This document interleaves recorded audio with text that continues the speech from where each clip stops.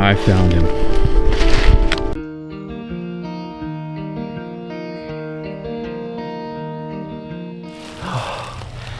Hey everybody, welcome back.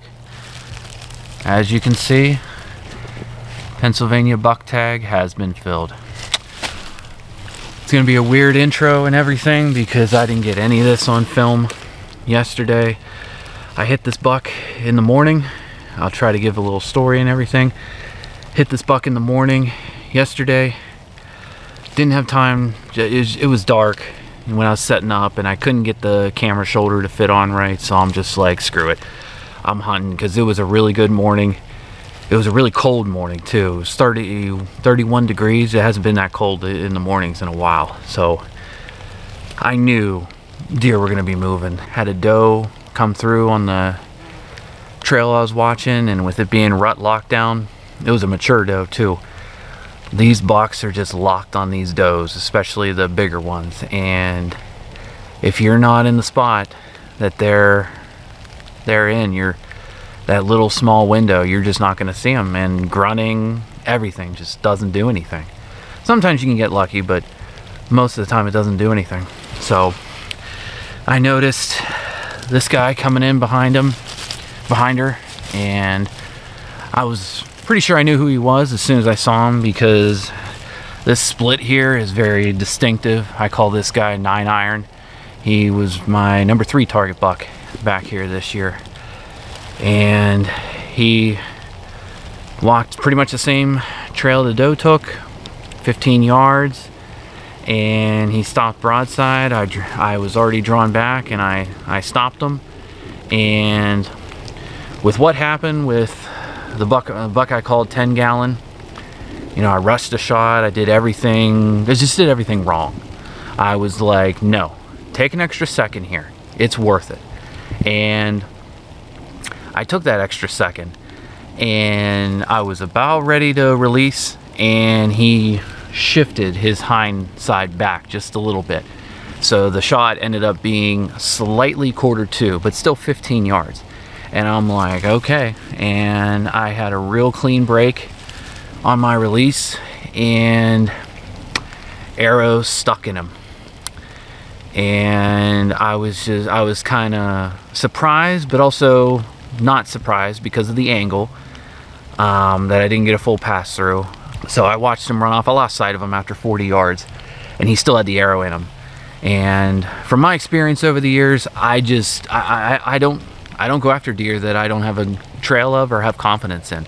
I back out. I went down to the shot. There was nothing there. There was no blood. So I'm just like, screw it. I'm backing out, and I'm calling a dog. So I got someone from the, and if anyone's ever looking for a blood tracking, deer tracking dog, or just dog to track blood,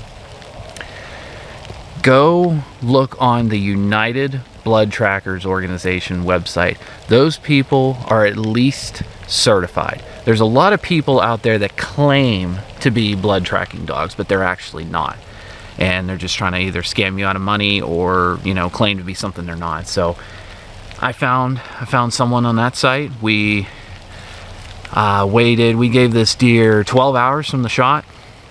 He wanted to be safe, and almost immediately the dog got right on the track, and about 150 yards in, bumped a deer, found the bed.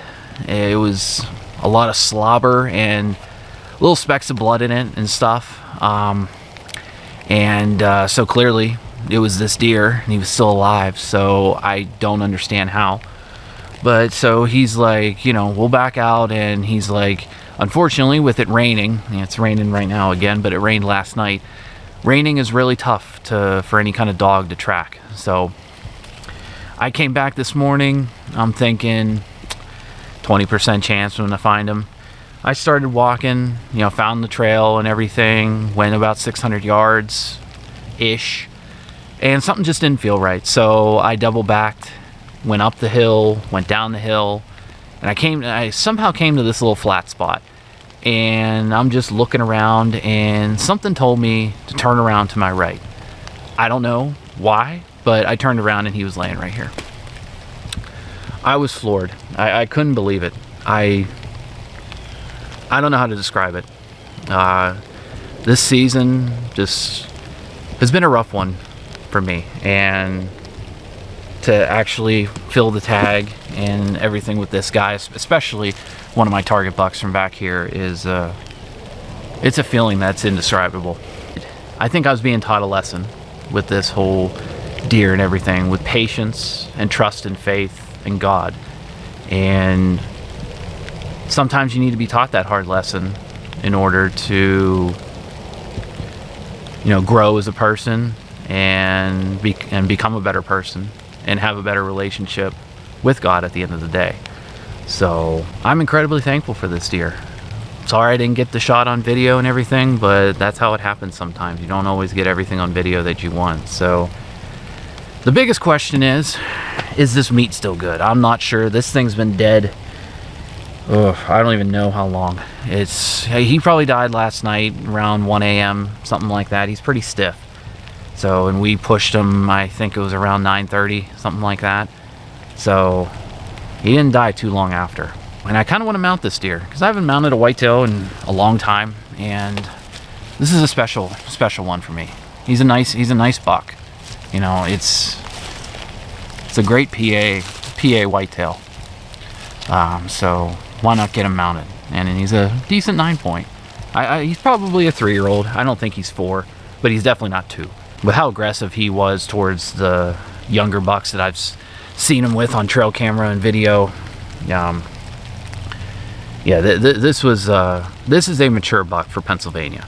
You know, maybe not for the Midwest or out west, but this is a mature buck for Pennsylvania. So that's gonna wrap it up.